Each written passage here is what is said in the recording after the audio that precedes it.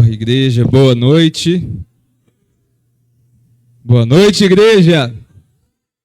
Aleluia, santo, santo é o teu nome, Jesus. Somos poucos, mas somos bons. Amém? Feche seus olhos nesse momento, estenda a sua mão em direção à minha vida. Peça para que o Senhor fale com você através de mim nessa noite. Amém? Senhor, meu Deus, meu Pai amado, nós estamos aqui, Pai, na tua casa. Senhor Deus, com o único propósito, Senhor, de te servir, de cultuar o teu santo nome. Pai, nesse momento eu te peço que o Senhor venha estar me usando como um vaso de honra nas tuas mãos. Pai, que hoje o Senhor possa me usar para falar da tua igreja. Senhor Deus, que essas pessoas que estão aqui possam ser transformadas por meio dessa palavra. Senhor Deus, que possa ser um divisor de água na vida de cada um. Em nome de Jesus, amém. Os irmãos podem se assentar. Vamos abrir a palavra do Senhor no livro de Ruth, capítulo 1.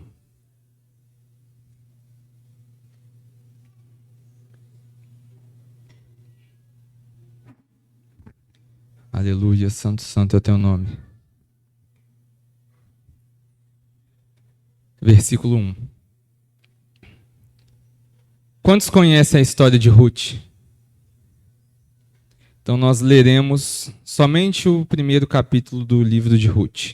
A palavra do Senhor diz assim, versículo 1.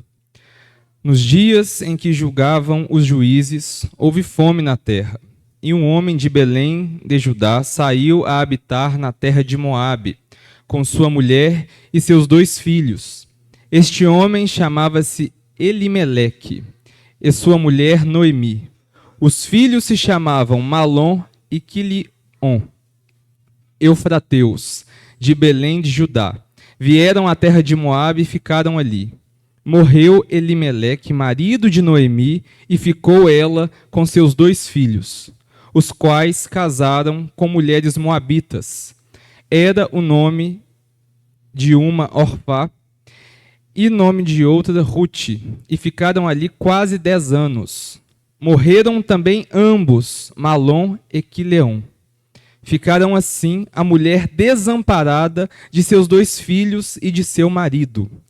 Então se dispôs ela com suas noras e voltou à terra de Moabe, porquanto nesta ouviu que o Senhor se lembrara do seu povo, dando-lhe pão.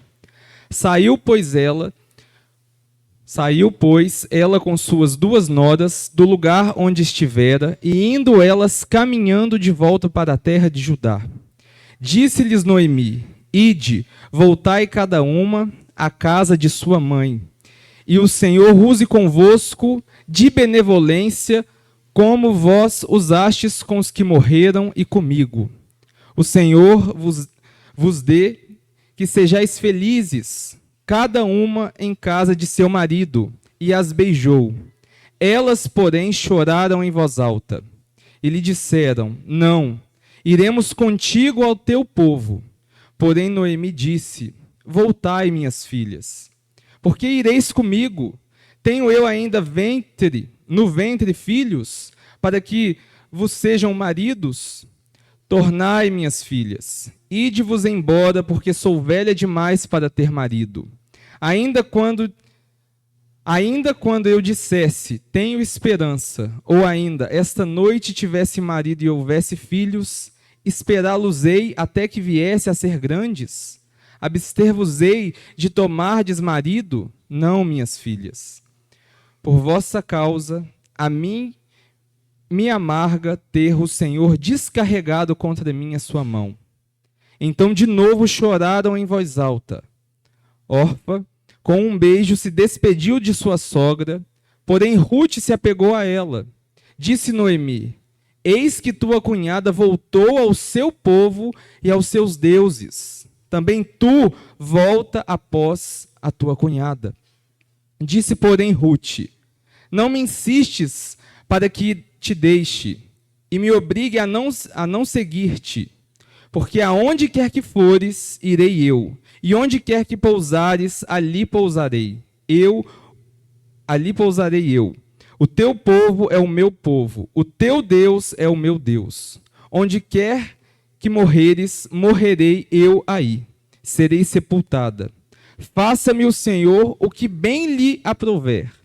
Se outra coisa que não seja a morte me separará de ti.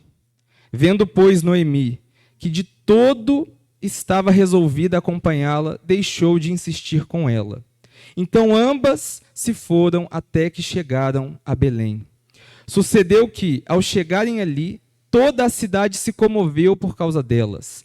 E as mulheres diziam: não é esta Noemi?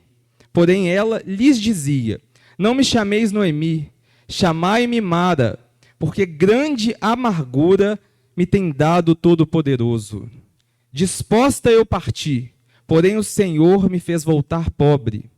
Por que, pois, me chamareis Noemi, visto que o Senhor se manifestou contra mim e o Todo-Poderoso tem me afligido?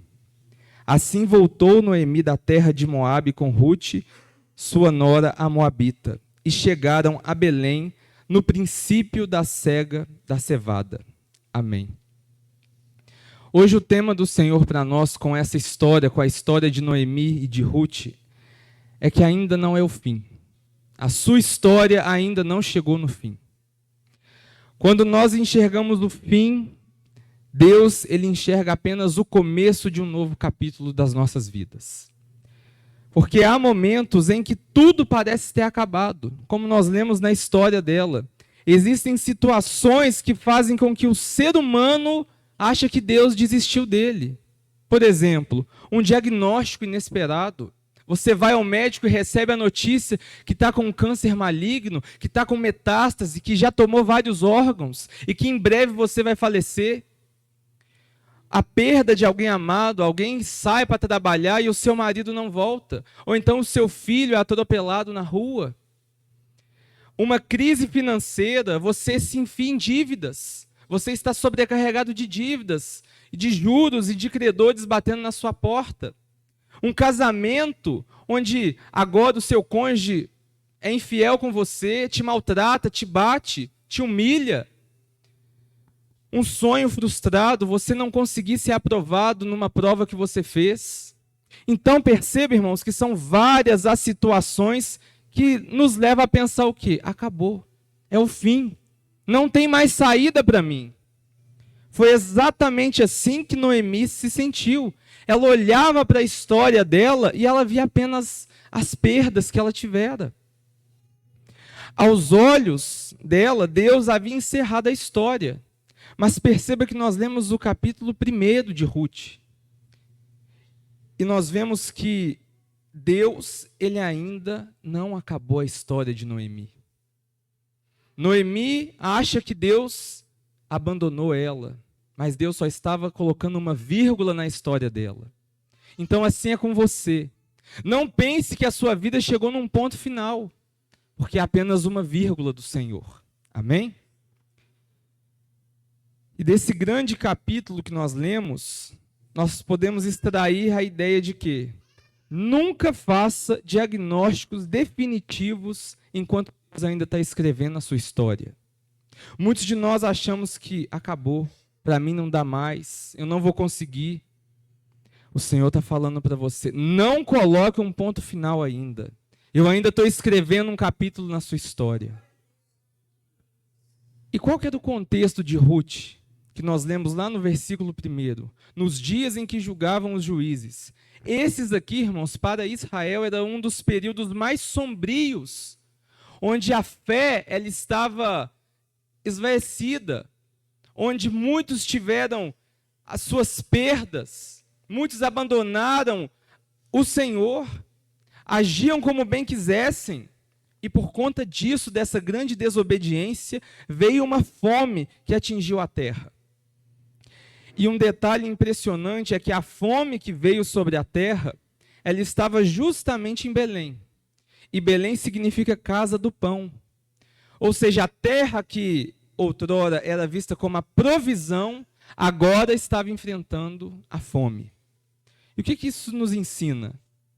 Que até mesmo os filhos de Deus passam por problemas. Até mesmo onde a mão do Senhor constantemente abençoou, ali também pode haver situações difíceis. Pode haver circunstâncias pesadas. E o ponto que eu quero que você tome nessa noite é que você não torne a sua crise o capítulo final da sua vida.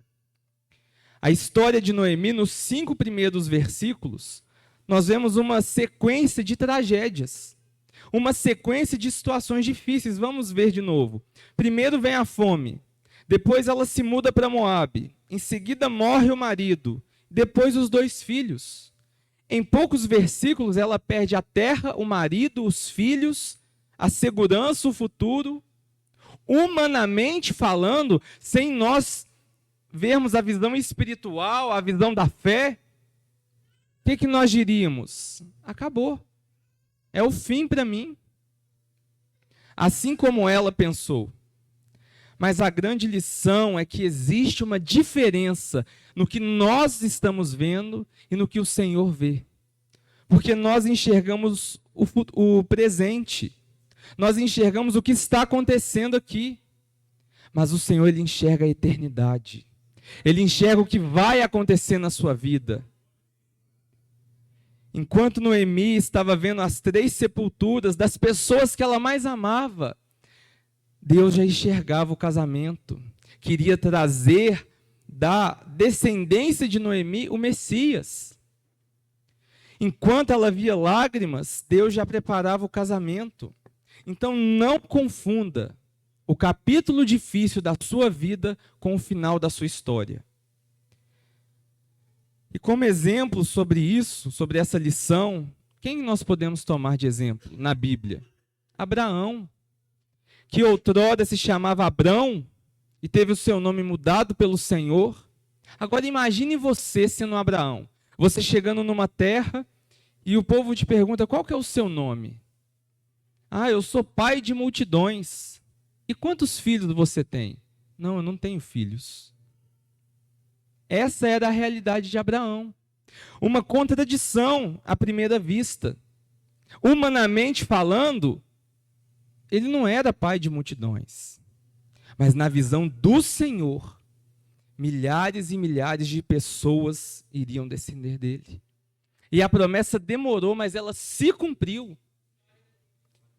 Isaac nasceu, e hoje milhões de pessoas fazem parte dessa promessa. Porque um homem lá atrás teve fé e confiou no Senhor. Qual outro exemplo? Moisés. Ele tinha fracassado como príncipe do Egito, fugiu por ter matado um oficial egípcio, foi para o deserto, ficou lá fugido, e após 40 anos escondido no deserto, aos 80, quando ele já achou que já acabou a vida dele, é aí que o Senhor começou o plano para ele de libertar o povo dele. Então, para você hoje, irmãos, Deus, Ele não age de acordo com o nosso tempo. Ele não acha que é tarde demais. Ele não coloca um timer, um cronômetro, um alarme. Do Senhor nada é impossível. Não se esqueça disso, amém? Não enterre os seus sonhos. Quantos de nós já não enterramos sonhos cedo demais? Paramos de nos dedicar, paramos de sonhar, de acreditar, de ter esperança. Porque eu já estou velho demais. Não, eu sou incapacitado demais. Então hoje o Senhor está trazendo para nós o cenário de mudança das nossas vidas, onde o impossível está ao nosso redor, mas Ele é o Deus do impossível que está com você. E o segundo ponto: na tribulação não perca a esperança. Perceba no versículo 12, diz assim, Noemi dizendo: tornai, filhas minhas, ide-vos embora, porque sou velha demais para ter marido. Ainda que eu dissesse, tenho esperança, ou ainda que essa noite tivesse marido. Veja a fala de Noemi, ela depois de perder o marido, os filhos, a terra, né, as condições que ela tinha, a dor dela é tão profunda que ela está dizendo para Orfa e para Ruth o quê? Em outras palavras: filhas, toma o rumo de vocês, porque eu já não tenho mais futuro. Para mim já acabou. Volta lá para sua terra, volta para a casa dos seus pais, porque para mim não tem jeito mais. Foi isso que ela estava pensando aqui. Foi isso que a fala dela estava demonstrando aqui. E perceba que aqui a fala dela não é o problema maior dela, não é a fome, não é a viuvez, não é o luto, mas é a falta de esperança. Por quê? Quando nós perdemos a esperança, quando a esperança morre, a gente continua vivendo, a gente continua respirando, mas a gente deixa de viver, a gente passa a sobreviver, a gente liga o automático. Não, isso já não dá mais para mim. A esperança acabou, morreu, não tem mais esperança. E como você acha que Satanás quer você? Você acha que Satanás quer te ver esperançoso, com uma fé inabalável, com uma esperança de que tudo vai dar certo? Não. O inimigo quer o quê? Quer minar a nossa fé, a nossa esperança. Mas o que é esperança? Esperança, irmãos, não é um pensamento positivo, não é uma psicologia, uma autoajuda. A nossa esperança é Jesus Cristo. Ele é a nossa única fonte de esperança. Paulo afirma que Cristo é a nossa esperança, 1 Timóteo 1:1. Enquanto Jesus estiver vivo, e ele viverá para sempre, o cristão nunca poderá dizer que não há esperança. Então, o nosso rei veio à terra, morreu, ressuscitou e hoje ele vive. Então, para nós há esperança. Muitos de nós estamos como o paralítico de Betesda. Estamos à margem do caminho, esperando alguém nos jogar no tanque para sermos curados pelo anjo. Durante 38 anos, aquele homem esperou um milagre. Quando chegou a oportunidade dele ser curado, quando Jesus chegou até ele, ele nem acreditava mais que ele poderia ser curado. Olha o que Jesus pergunta: queres ser curado? Em vez dele responder, sim, eu quero, o que ele faz? Começa a explicar os problemas. Ah, porque eu não tenho ninguém para me colocar no tanque. Muitos de nós estamos assim, com essa falta de esperança. Você quer trocar de emprego? Ah, mas eu já sou muito velho. Ah, você quer trocar de casa? Ah, mas eu não tenho dinheiro. A pergunta não é essa. Deus não está perguntando quais são as suas condições. Ele está perguntando, você quer um milagre ou não? E a pessoa com esperança fala, eu quero um milagre, eu quero ser curado. Era um homem que havia perdido a capacidade de sonhar. Mas Jesus, na história dele, transformou o impossível. O paralítico voltando a andar. Sem ter que ser jogado no tanque. Talvez hoje você, como a diaconisa Loisiane falou, tem vivido com muitos problemas. E vivido com esses problemas há muito tempo. Tem carregado essas dores. Talvez você já aprendeu até a viver com eles, a conviver com eles. Mas Deus nunca pediu para você enterrar a sua esperança. O Senhor sempre quer que nós continuemos acreditando até o último segundo que vai dar tudo certo e que o Senhor vai mudar a sua situação. Então não perca a sua esperança. Terceiro ponto dessa mensagem: não interprete toda tribulação como um castigo de Deus. Aqui em Ruth, no livro, Noemi, ela chega a uma conclusão equivocada. Nos versículos 13 até o 21, a gente vê que ela afirma que a mão do Senhor havia sido pesada sobre ela. E que o Todo-Poderoso estava afligindo ela. Que ela estava angustiada.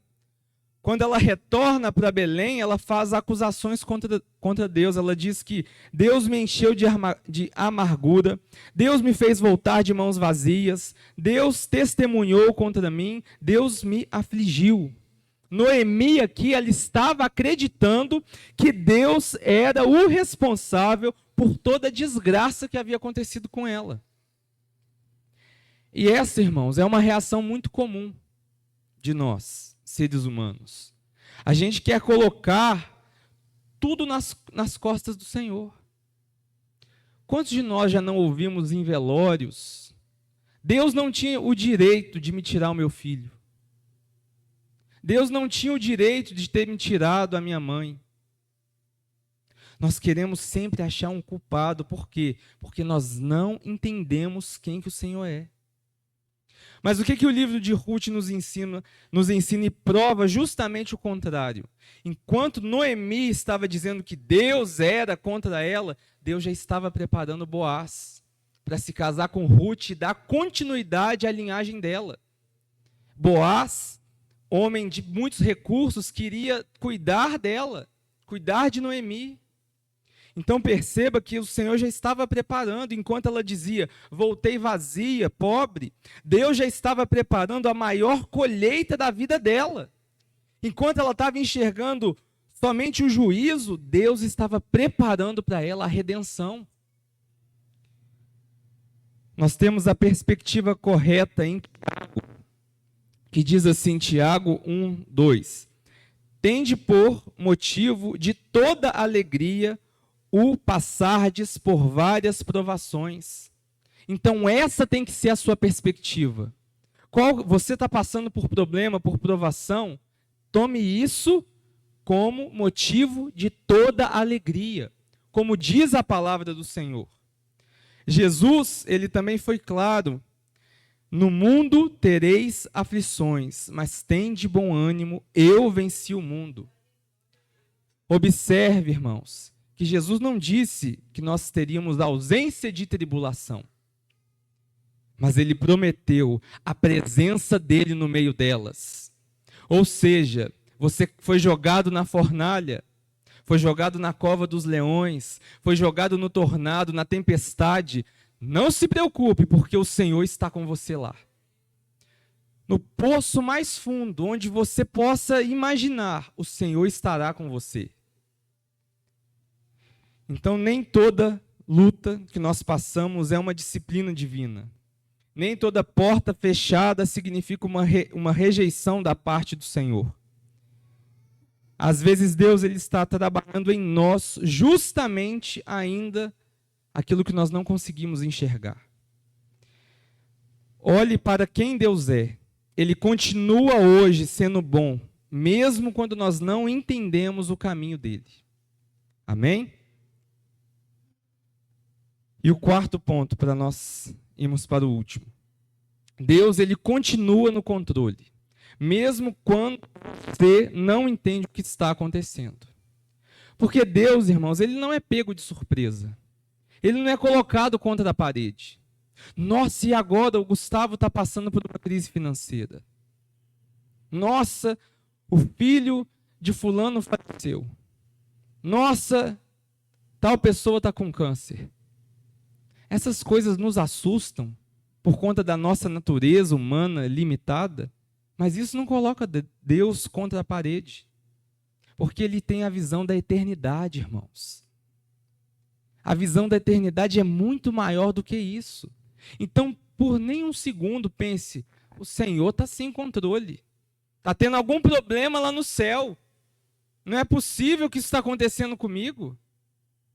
Não, Deus ele não perdeu o controle da situação. Ele tem o poder de reverter ela. Mas se não reverter, dê glórias. Seja feliz, seja grato. Porque para uma eternidade toda que nós vamos viver com Ele, 70 anos de sofrimento aqui não é nada. Uma vida inteira aqui, 90 anos que seja de sofrimento aqui na terra, não se compara à eternidade que viveremos ao lado do Senhor. Veja que toda dor de Noemi chega a Belém e ela faz uma das declarações mais tristes. De mãos cheias eu parti, porém o Senhor me fez voltar pobre. Olha a visão distorcida que ele estava aqui por conta do sofrimento que ela estava passando. A visão dela tudo estava terminado. Deus tinha perdido o controle, Deus tinha fechado as portas. Mas o narrador, ele deixa um detalhe no versículo 22, que chegaram a Belém no princípio da cega da cevada. À primeira vista, isso aqui não nos chama a atenção. Acha que é só para demarcar o tempo. Mas isso aqui, irmãos, não foi colocado à toa. Sabe por quê? Deus está dizendo que Noemi chegou no fim. Mas justo no momento que ela chegou, estava no começo da colheita. Isso não foi à toa.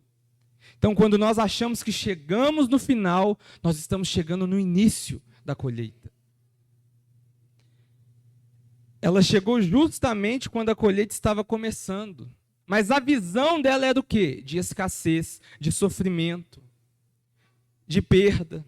Mas o que Deus estava preparando para ela? Abundância, restituição, um novo capítulo, uma nova história. Muitos de nós já choramos porque uma porta se fechou, sem perceber que Deus já tinha aberto uma na nossa frente. A providência de Deus, ela é invisível, ela demora às vezes, ela não está de acordo com o nosso relógio. Às vezes não vai acontecer o que você quer, na hora que você quer, da forma que você quer, e isso vai ser o melhor para você, porque o Senhor sabe de tudo. Então, aquilo que para os homens é uma coincidência, para Deus é uma direção. Em Romanos 8, 28 diz: sabemos que todas as coisas cooperam para o bem daqueles que amam a Deus. Nem todas as coisas são boas, mas todas elas vão cooperar para o bem daqueles que amam o Senhor. Talvez hoje você não está entendendo o que o Senhor está fazendo na sua vida. Talvez você está confundindo o silêncio de Deus. Talvez você está confundindo aquilo que você não está vendo. Mas Deus está trazendo provisão para você hoje. Mas para isso você tem que voltar a ter esperança. Voltar a sonhar. Voltar a ver os seus negócios prosperar. O seu casamento ser reconstruído. Você tem que voltar a sonhar. Você tem que voltar a ter esperança. A ter fé de que as coisas vão voltar a ficar nos trilhos. Que tudo vai melhorar e que tudo o que está acontecendo é provisão do Senhor. Noemi acreditava que a história havia terminado em Moabe, mas Deus ainda estava escrevendo. Olha o que acontece depois. Rute casa-se com Boaz, nasce Obed. Obed gera Jessé, que gera Davi. E da descendência de Davi nasce Jesus Cristo, o Salvador do mundo. Então, olha só, irmãos, uma mulher que estava desacreditada de tudo, que já para ela chegou no fim. Agora, essa mulher, desacreditada de tudo, está na linhagem do Messias. E é a partir dela que vai vir o Messias. Então, não perca a sua esperança. O Senhor está fazendo algo extraordinário na sua vida. Então, olha só, olha a fala dela. Não me chame de Noemi. Me chame de Mara, que significa amargurada. Ela jamais iria imaginar aqui que ela faria parte da linhagem do Messias. De tão enterrada nos problemas que ela estava, nas situações difíceis. Quantos de nós não agimos assim? Não faça um diagnóstico antes que Deus termine a obra. Então, para você hoje, irmãos, o seu casamento não acabou. As suas finanças ainda não acabou. A sua família ainda não acabou. A sua esperança ainda não acabou. Mas para isso depende de você. De você mudar a sua mentalidade. Mudar a forma como você enxerga as situações. Se nós aceitamos o bem do Senhor, por que não o mal? Como diz em Jó. Então, qualquer coisa que vir sobre você, irmãos, dê graças. Louve ao Senhor. Porque nós não sabemos a porta ou a janela que Ele está abrindo nas nossas vidas. No próximo capítulo. Não se esqueça disso. Assim como Deus transformou a amargura de Noemi em alegria, a escassez em provisão e o luto em esperança, Ele pode transformar a sua história. Basta você voltar a ter esperança. Amém? Então lembre-se, não é o fim. Se coloque de pé, vamos estar fechando nossos olhos. Aleluia, toda honra e toda glória para o Senhor. Feche seus olhos, fala com o Senhor, peça para Ele restaurar a sua esperança, restaurar a sua visão, restaurar a sua fé, restaurar os seus dons. Amém? Senhor, meu Deus, meu Pai amado, nós estamos aqui na Tua presença, Pai, após ouvir a Tua palavra, a Tua mensagem. Senhor, que o Senhor possa estar trazendo para nós na noite de hoje a restauração da nossa esperança. Ô Senhor, pessoas aqui que estavam com os sonhos enterrados, que desistiram na caminhada, que disseram, não há mais como, não tem mais saída, a minha história chegou no fim. Ô Senhor, mostra para ela que o Senhor ainda continua escrevendo um capítulo na história dela, e que o Senhor ainda continua operando milagres, e que não chegou o fim ainda não chegou, que os sonhos serão realizados, que a fé vai ser reavivada, Senhor. Toca no emocional, na mente de cada um, que nós possamos, Senhor Deus, cumprir o que a Tua palavra diz e dar graças em qualquer situação. Em nome de Jesus, restaura, Senhor Deus, os nossos corações. Pessoas que estão convivendo com problemas há muito tempo, restaura a esperança dessas pessoas, Senhor. Porque o Senhor é poderoso para transformar toda e qualquer situação.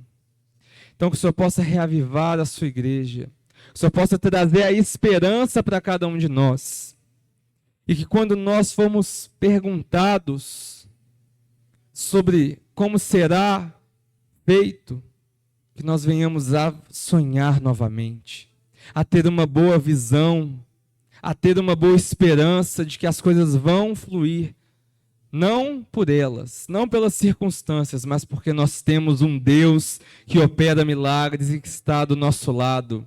Ô Senhor, assim nós oramos e te agradecemos, em nome de Jesus, amém. Santo, santo é o teu nome, aleluia.